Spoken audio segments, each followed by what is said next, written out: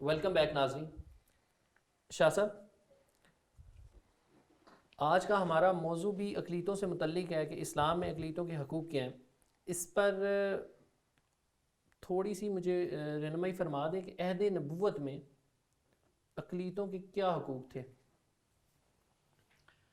دیکھیں، سرور کائنات صلی اللہ تعالی علیہ وسلم نبی ہم نے یہ گفتگو کی کہ جس وقت حضور علیہ السلام نے ہجرت کے بعد مدینہ شریف میں ایک اسلامی ریاست کا قیام کیا اور اسلامی ریاست معرض وجود میں آئی، تو وہاں پر مدینہ شریف کے اندر بھی چونکہ اہل کتاب یہودی رہتے تھے، تو نبی پاک علیہ الصلوۃ والسلام کا ان کے ساتھ ایک معاہدہ ہوا،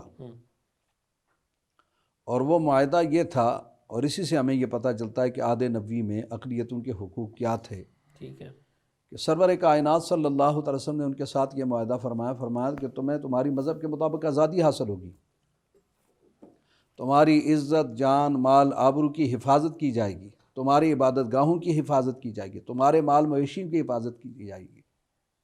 نبی پاک علیہ السلام نے ان کو مکمل طور پر آزادی دی تھی. ٹھیک ہے جی.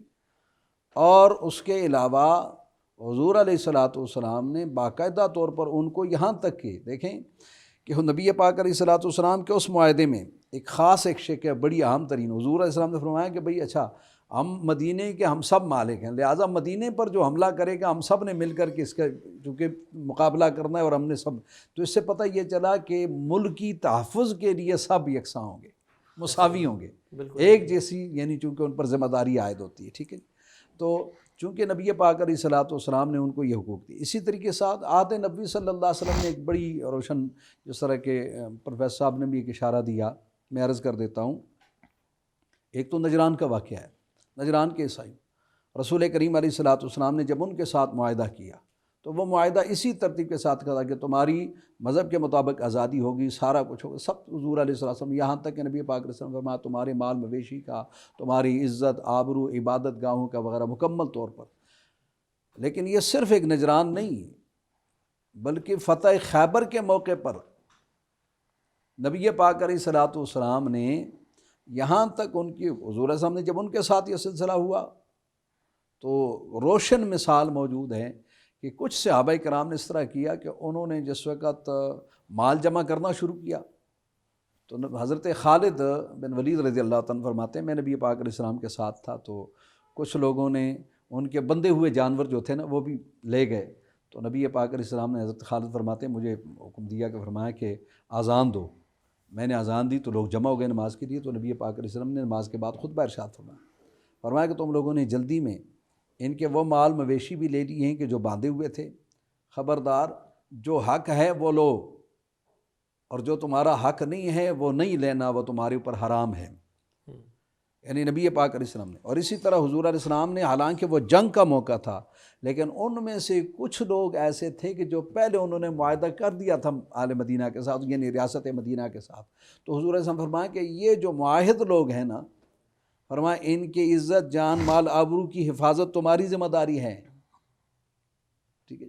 حضور علیہ السلام نے یہاں تک اور فرماتے ہیں کہ نبی پاک علیہ السلام نے ہمارے لیے حرام قرار دے دیا تھا ان کے مال، ان کی عزت، ان کی جان، ان کی آبرو کی. تو چونکہ عہد نبی صلی اللہ علیہ وسلم میں یہ ایک سلسلہ تھا، اور سرور کائنات صلی اللہ تعالی وسلم کی عہد مبارک میں باقاعدہ طور پر، مکمل طور پر ان کو یہ آزادی حاصل تھی کہ وہ اپنے مذہب کے مطابق فیصلے کریں، وہ اپنے مذہب کے مطابق اپنے اعمال سر انجام دیں اپنے مذہب کے. لیکن اسلام نے ان کو یہ حقوق دیے تھے، اور عہد نبی صلی اللہ علیہ وسلم میں ان کو یہ حقوق حاصل تھے جس طرح مسلمانوں کو حقوق حاصل تھے. مسلمانوں کی عزت کی، جان کی، مال کی، آبرو کی حفاظت کرنا ایک اسلامی ریاست کی ذمہ داری تھی. تو اسی طرح اقلیتوں کی بھی ان کے جان کی، مال کی، عزت کی، آبرو کی حفاظت کرنا یہ بھی عہد نبی صلی اللہ علیہ وسلم میں ریاست کی ذمہ داری تھی. پروفیسر صاحب، سوال میرا اب آپ سے، پھر شاہ صاحب کی طرف اسی سوال پہ آؤں گا، تھوڑی سی ان سے بھی رہنمائی لوں گا. اقلیتوں کے ساتھ رشتہ داری یا ان کو اپنے نکاح میں لینا جائز ہے؟ اگر ہے تو کیسے، اور اگر نہیں ہے تو کیسے؟ تھوڑا سا اس کو ایکسپلین کر دیں، کیونکہ ابھی ہمارے معاشرے کے اندر ایک ٹرینڈ چل پڑا ہے، ہم لوگ کسی کام کی طرف بڑھتے ہیں تو پھر تحقیق کیے بغیر اس کو اپنا لیتے ہیں اور اپنی مرضی کی من گھڑت وہ ایک بتا دیتے ہیں کہ نہیں میرے اکارڈنگلی یہ ٹھیک ہے. تھوڑا دین کے اکارڈنگلی بتا دیں کہ دین کیا کہتا ہے.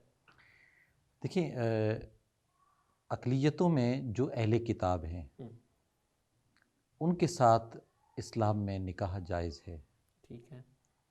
اس میں اقلیتوں میں مثلا کوئی عیسائی ہے، یہودی ہے جو تورات کو مانتے ہیں، یعنی جن کا آسمانی کتابوں پر اہل کتاب، اس کو اس طرح دیکھا جائے اہل کتاب یعنی جو کسی آسمانی کتاب پر ایمان رکھتے ہیں، ٹھیک. اہل کتاب وہ کہلاتے ہیں. مثلا یہودی تورات کو مانتے ہیں اور عیسائی انجیل کو.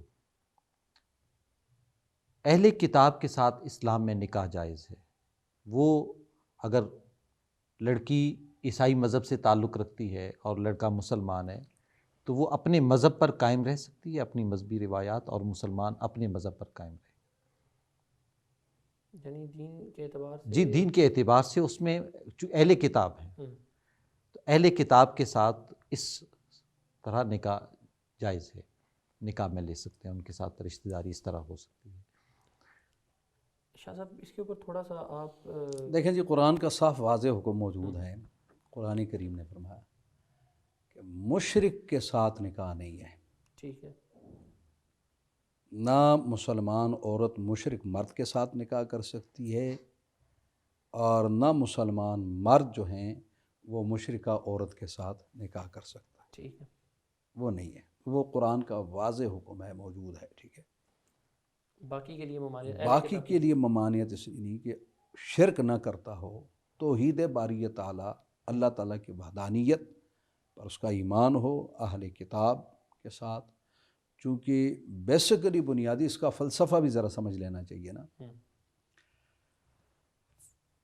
اسلام نے جو ان کے حقوق رکھے ہیں اور آپ کو جو تعلیم دی ہے ان کے ساتھ حسن سلوک کی یا ان کے ساتھ رشتہ داریاں جوڑنے کی، اس کا بنیادی بیسیکلی فلسفہ تو یہ ہے کہ آپ کے حسن سلوک سے متاثر ہو کر کے وہ اسلام کی طرف آئیں.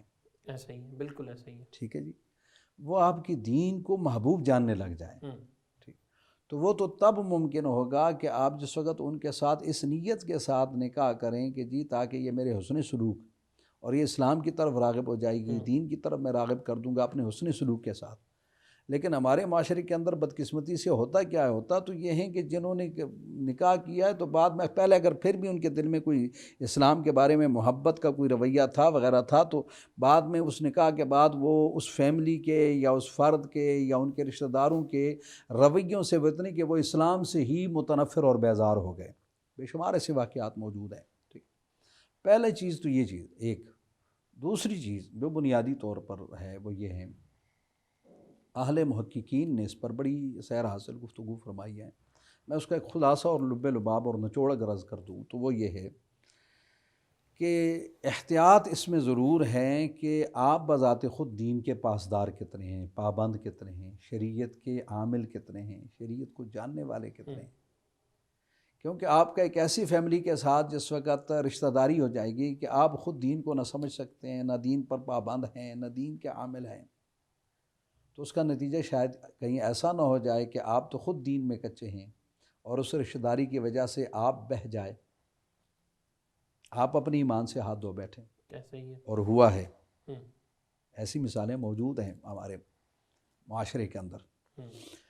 تو اس لیے پہلی چیز یہ بھی ذرا دیکھنی چاہیے کہ جو بندہ اتنی بڑا قدم اٹھا رہا ہے، ٹھیک ہے جی، تو وہ اگر ظاہر بات ہے کہ عموماً طور پر تو وہ یہی کہتا ہے کہ جی میں نے چونکہ اس لیے جی کہ تاکہ یہ غیر مسلم ہے اس کو میں دین کی طرف راغب، بھائی آپ خود دین کو کتنا جانتے ہیں اور دین پر عامل کتنے ہیں. ایگزیکٹلی ایسا ہی ہے. آپ اگر خود دین پر عامل نہیں ہیں اور دین کو جاننے والے نہیں ہیں تو آپ کیسے اس کو متاثر کر کے لا سکتے ہیں. ٹھیک ہے جی.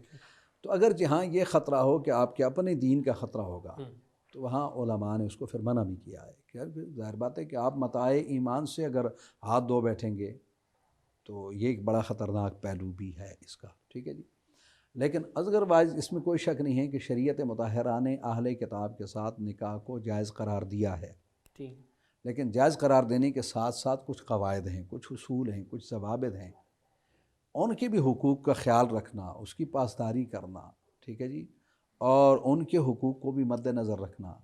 مثال کے طور پر آپ نے ایک کرسچن لڑکی کے ساتھ نکاح کر لیا ہے، نکاح اس کے ساتھ کر لیا ہے، تو آپ ان کے مذہبی تہوار کی قدر کرنا، بے شک آپ بحیثیت مسلمان شریک نہیں ہو سکتے، آپ نے شریک نہیں ہونا، لیکن قدر کرنا، اس پر طعن نہ کرنا، اس کو حقیر نہ جاننا، تاکہ وہ آپ اس کی دین کو حقیر نہ جانے، آپ کا رویہ، آپ کا سلوک ایسا ہونا چاہیے، ٹھیک ہے جی۔